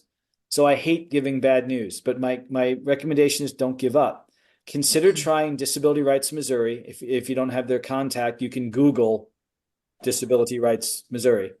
They're an organization that sometimes helps people with disabilities or can help provide representation. I've worked with them on guardianship cases before. If that doesn't work, talk with others. Keep trying, because you're right. The easiest way to get out of guardianship is not to get in. Once you get in, it's work to get out. You can ask the court to give you a new guardian. Ultimately, the court makes that decision. I tell people that all the time. When you do guardianship, you're inviting the court into your life for the rest of your life. Yeah. And it's a slog to get out. And if I told you everything would be easy, I'd be lying to you. You just have to. The deputies and everything is terrible. Like, my guardians got me on restrictions and stuff, and I have to be with staff 24/7. That's where I would start. They want me to work on my goals, mind my business, and work on this and work on that. But I just want to, I've been in a company. I ain't been in a company for a while. It's going on like 7 years or something like that. I don't know for sure, but it's like hard. I can't see my family. My family is in Cleveland, Ohio. So it's hard for me. I know it's hard for everybody on here, but I'm trying my best. I agree with everything you just said. And I stick up for myself, and I try to talk to my ETOTs. I try to talk to everybody to see if I could do different stuff, but it's hard. Keep trying. Ask you if the people in your company are people that support you. Talk to them about how other ways they can support you. Would they be willing to advocate for you in court? Could they write a letter to the court? The court's supposed to be reviewing your case annually anyway. There's supposed to be an annual report. You can ask the court to review it. There's no magic wand, ma'am. It's work. We have to get to a place in this world where we don't have to do this work on the back end because we did it on the front end. And it's people like you who are going to be the leaders. You, Ms. Walker, everyone on this call, Kathy Enfield is a leader. Everyone here can be leaders. And unfortunately, in this world, in this guardianship world, the leaders are often the people who were hurt. They were. Jenny Hatch was hurt and she became Yeah. the leader. I hope, ma'am, I truly My hope sister that was you'll my do one too. guardian, but I messed up. Then you learn your lesson and you try to move on. Yeah. Ms. Nablet, you had your hand up? Or Nablé, I apologize, Nicole.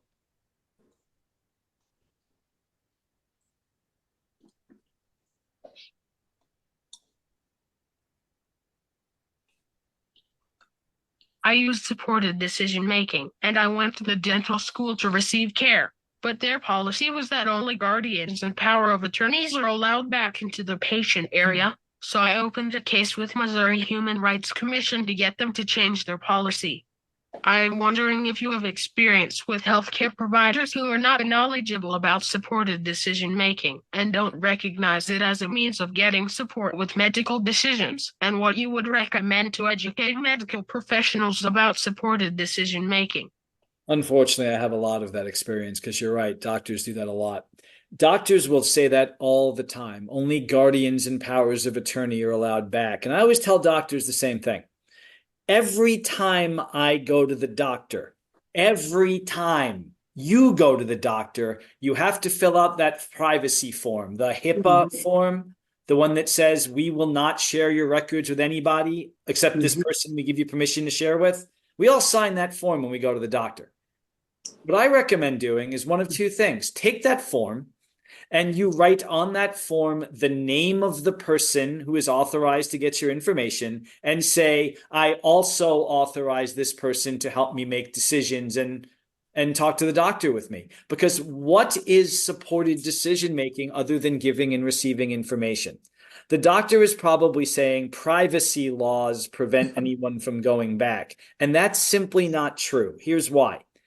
The right to privacy belongs to you. You have the right to give that right to whoever you want. If you want your mom, dad, mother, brother, sister, friend to go back with you, you can do what's called an authorization. It says, I authorize this person to go back with me. There's really good stuff. Again, please forgive me for referring to things I've written, but they're free.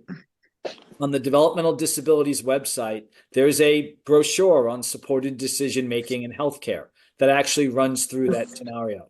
You can provide an authorization that says to the doctor, I want this person to go back with me.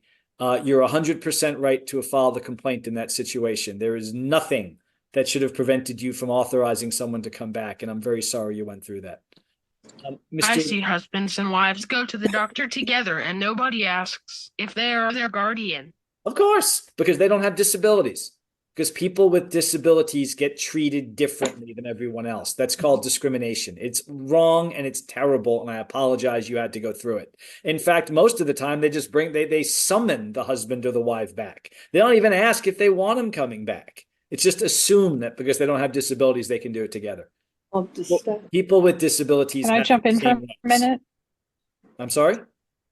Can I jump in for a second? Because I work in healthcare.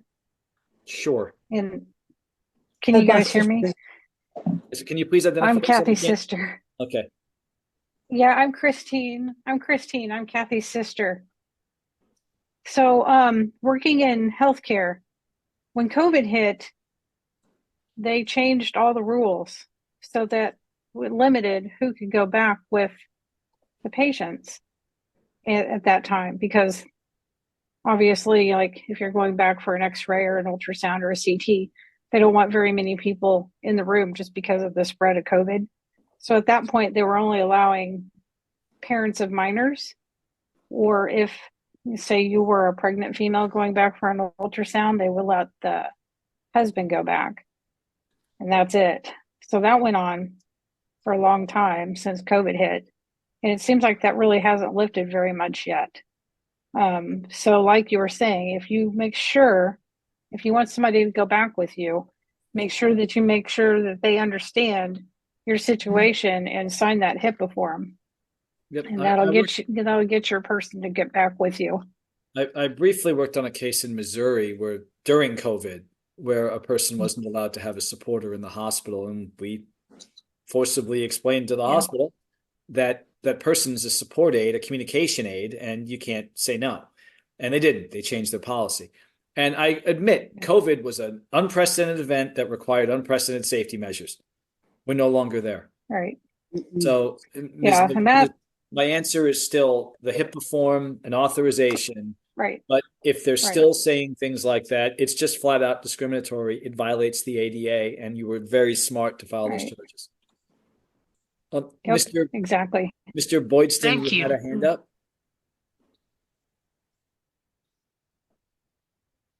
Yeah, I was wondering about signing papers at doctor's office. What about it, sir? Like, I couldn't sign papers at doctor's office because I have a guardianship and my mom said that need to be sent to your guardian. That is, And Roy, you want to sign the paper because I'm above 18. unfortunately, that's legally true. When you have a guardian, that guardian has the power to sign papers for you and make decisions, and the doctor can say you don't have the legal right to do it.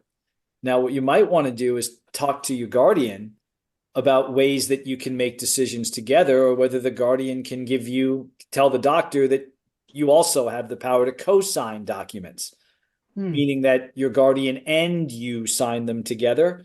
But that's one of the things about guardianship that people don't remember, is that you lose your rights, including your right to sign things. So Okay. it's a tough situation, sir. I'm very sorry. Legally, they're not wrong. Now, you can talk to your guardian about better ways to do it, but without that, they're just not wrong legally. Okay, thank you. I'm sorry. Other questions? People First has their hand up. People First, St. Charles. Sorry, I have to unmute it and then I have to run across the room. I apologize. Because we have a watch party. So I just kind of wanted to say to Isaiah and I can't see the name from here. Shoshana, did I say your name right, Shoshana? I know I just spoke with you Yes, guys. you Yeah, okay. See, I told you I practiced. So one of the things that I heard you guys talk about was that you're not getting listened to. And I know that can be a very, very hard obstacle to run through. I run through that myself with my services. I run through that in life in general, right? And Mr. Jonathan had said something right, that sometimes people look at us like we are not able to make these decisions. One of the best things that I could tell anybody on this call that has helped me, sometimes I am known, Kathy Enfield can definitely agree to this one. And I'm sure her husband, Richard, along with Roger Chrome, I used to be known as the mouth of the South, right? And so I did not know how to advocate for my rights and what rights I needed and wanted, right? So a little backstory. My son is about to turn 17 on the 23rd of this month. When I got pregnant with him, my supports at the time looked at me as if I have a disability, I have no right to raise my child. And that is what really made me nosedive into People First, right? Because I needed help advocating that I had the right to raise my child, that I had the right to live the life I wanted to live. One of the things that I did was something called Charting the Life Course. And I'm going to try to bring this up at the steering committee and explain it a little bit more. But with Charting the Life Course, I started doing my own vision of what I wanted. And right now I'm in a weird situation with my support staff, right? And I'm going back to those tools. And those tools can help you look, quote unquote, more professional, right? When we're going to a table to discuss our services. And with those services, if we can get ourselves put down on paper of what we want, and we go to that ISP meeting and we say, hey, I want some of my rights back. Same thing with you, Isaiah. You have your grandma that is fighting hard for you, right? And so getting those tools and using those tools would help you prove, hey, this is what I want. This is what I'm capable of. I'm always going to need help myself at a doctor's appointment, right? It doesn't matter if I live here in Missouri, if I move back home to Florida, I'm going to need supports. People who don't have a disability, they need supports too. And that's okay. That's very normal for every single person. But like Mr. Jonathan said, if you go into a hospital and they say, oh, you can't have your supports, it is against the ADA. And that happened to me. And I was in a massive crisis. When I'm in a crisis, this is not who you get. You get someone who cannot make any decisions. You get someone that you would fully expect with all my diagnoses, this is how I'm going to act every day, right? But when I'm in a crisis, everything goes out the window and I can't be an advocate for myself, right? And so when I had to go to the hospital because I was having an allergic reaction, I struggle with needles. I don't like shots. I love tattoos. It's different. I promise it's different. But I melted and they kicked my fiance out and said, nope, no one's allowed back in here. And this was like a year after COVID. Always remember that no one can tell you you cannot have a support person in your presence. Doesn't matter if it's a doctor's office, doesn't matter if it's a hospital, doesn't matter if it's you're running your ISP. If your ISP is not going the way it wants to go and they're not listening to what you want, you end that meeting. And then come to us you can reach out to your local chapter and your local chapter could reach out to the state and then we get involved. That's what I did when I got pregnant with my son. I really didn't know what to do. Johanna, who's here today, raise your hand so they can see you. She was the president back then and she referred me to Roger Chrome at a state level. And that's where, I met Kathy and everybody else, but they helped advocate for my right to have a child. Right. And it was not easy. And it's not been easy. I mean, he's going to turn 17 and people still tell me, well, this was my concern about you being a parent. Just because I have a question, if I'm strong enough to ask that question, that proves that I'm a good advocate, right? That proves that I want the best for me. So it's okay if people are going to knock you down. When they knock you down or they say no to this or that, write down on a paper their response and bring it to us and let us help you. Sorry, I just needed to say that. I apologize. Okay, that's great information, and thank you for that. One of the most important things you can do is advocate for yourself, and I think that's really the crux of what was said there. So it's not easy. The things that we face aren't. We have to keep moving forward. Ms. Walker? Yeah, I was trying to ask a question about her, the teacher. She just speak about how old was her son, and my son was like 24 months when I got my son. My son took it from me. It might make a lot of sense, Ms. Walker, for you and the person from People First to exchange information and contact each other offline. Because it sounds like you may be able to help each other. I will put my email in the chat, and you are more than welcome to contact me. Like I said earlier, I'm actually going to be reaching out to George and probably Roger to help me with someone in St. Louis. And I'm sorry, Kathy, I'm calling you and your dad in too. No. But it takes a village, right? And it took people across the state to help it. And that's okay. And as a local chapter, we had an individual who lived in a group home. And guess what? Did they need to live in a group home? No. So our chapter helped to advocate for that individual. And let me tell you, she is living her best life. She had went from having full guardianship, living in a group home, to having her own guardian, being her own guardian with supported decisions. And guess what? She moved out of the state and is living her best life. So it can happen. Don't get discouraged if someone tells you no. That's why we do these conferences and we have the expertise like Mr. Jonathan coming and in the infield, right? Because it doesn't happen overnight, but people will listen. We just have to advocate in the right way. So they're not even letting me see him or give visitations or pictures.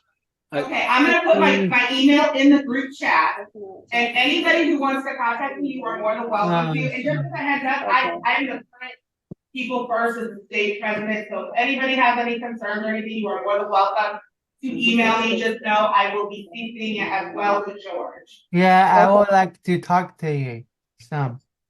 I think that's great. Part of what we need to do is find our people. There's great support out there. There's great support in Missouri. There's great advocates.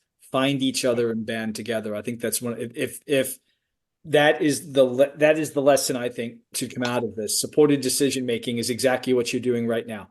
You're finding people who can help you and getting the help you need. So well done to you all, and thank you. I have time for one more question if anyone has it.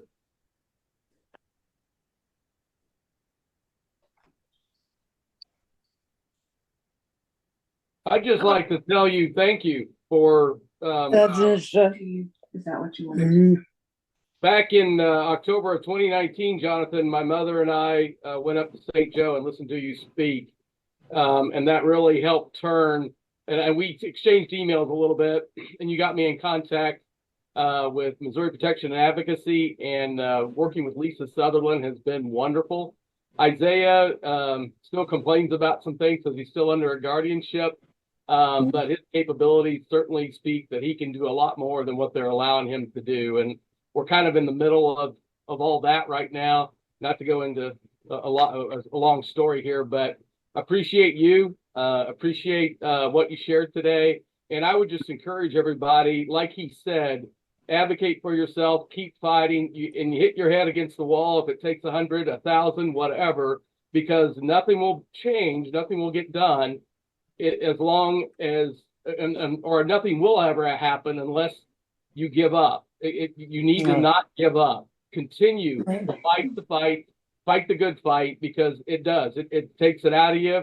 You wonder whether anything's ever going to change, but you know, I can't speak highly enough. The people that Jonathan's put me in touch with, the way he's talked about getting other support people, all of that, and all of it together will make a difference. And it might be small steps, but anything is a good thing.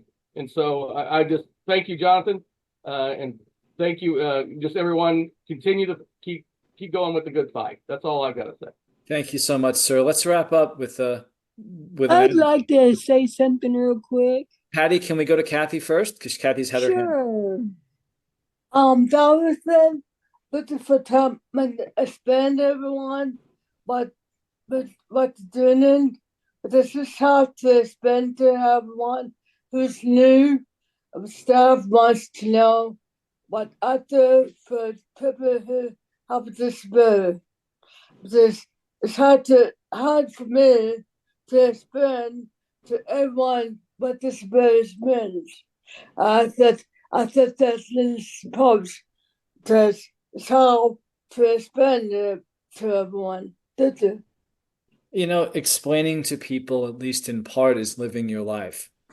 Many people, especially older people, grew up with people with disabilities being invisible, being expected to be invisible. They didn't have any contact with people with disabilities, and therefore they would assume that if a person has an intellectual disability, they're not able to do things. That's always what led us from Justinian to today, is you can't do things. So what I tell people to do is live loud. And I mean that. Live your life loud. Let yourself be seen. Advocate loud. Vote loud. Be loud. And by loud, I mean be visible, be communicative, be respectful. But you shouldn't have to be this, but you are. You are walking, talking, advocating ambassadors for every other person with a disability. Everything you do is a chance to educate everyone else until there's going to come a day. I swear there will come a day where there won't be a need to do that.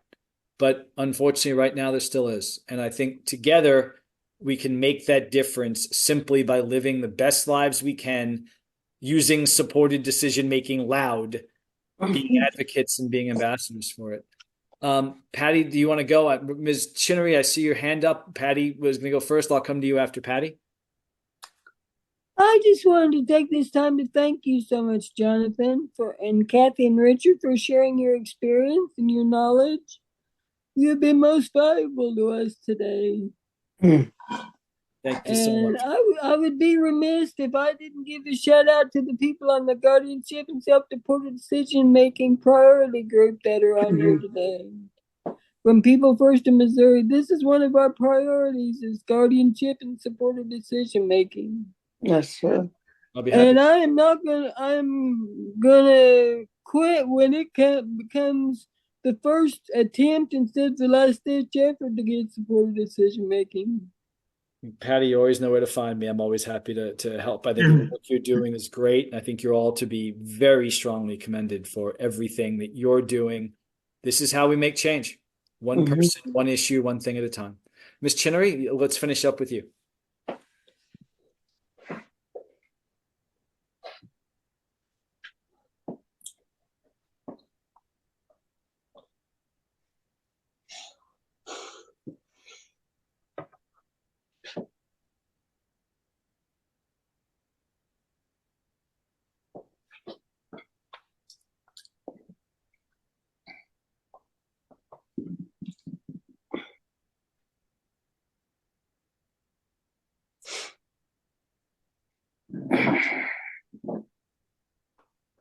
Are they having trouble unmuting?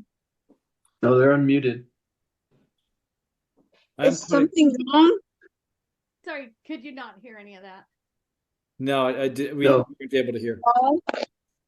I'm sorry, let me try again. So I have been the legal guardian of 5 and fought to get one of their rights restored, and it was successfully. In the process of doing that with 3 of the other ones, one is getting ready to, we've already met with an attorney for the one, but they're giving us indication that we'll have to go to court, even though she and I are in agreement of having her rights restored. I was curious that you said sometimes it doesn't even take a court appearance. And secondarily, to follow that up, if it does take a court appearance, she has apprehensions, understandably, about being put on the stand and answering all the court's questions. Yep, here's how to answer that. You go into guardianship through a court, you can only come out through a court. Okay. What I've had happen when not having to go through a court trial is when all parties agree. I've often found that judges don't put themselves in the middle, because if the guardian wants to terminate and the person wants to terminate, I would say there's no issue for the court to try. With that said, the court has the right to order a hearing. And the scary part is if it's a hearing, the person's almost certainly going to have to testify. You have to, this is the kind of thing, it's hard. I'm not telling you it's easy, but that is what advocacy is. And sometimes you have to tell your story. And my recommendation would be to work carefully with the person about what she wants to say and how she wants to say it. But my hope would be, in your situation, you do have to go through the court. Sometimes you can submit what's called an agreed upon order, which is where you tell the court, this is what we want. We all agree to it. Would you please sign off on that? I recommend speaking with an attorney about that. I can't really give you legal advice. I'm not a Missouri attorney, but it's my hope you'd be able to do that. I've done that in several cases where everyone agreed. Sorry, tell me what the document is called again. Well, it's colloquially called an agreed upon order, where basically you say to the court, here's what we want. We all agree to this. Would you please sign it? Okay. Again, I strongly recommend talking to an attorney. I'm not even allowed to give legal advice in specific Missouri cases unless I'm working with a Missouri attorney.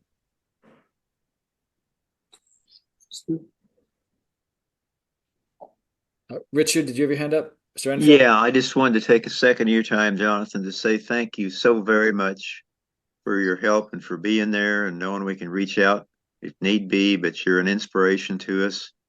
I want to say on the behalf of Kathy and her mom that we lost, and myself, never give up. Never give up.